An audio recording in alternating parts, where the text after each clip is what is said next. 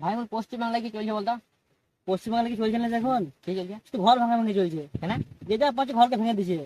কেউ গোয়াল ভাঙছে, কেউ চালা ভাঙছে, কেউ টিন খুলছে।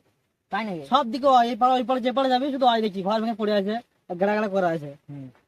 কেন? বুঝতে পারি না কিসের লিগে। চলে গে ওদের কি পয়স হয়েছে না ঘরে কিসের আওয়াজ হয়েছে না?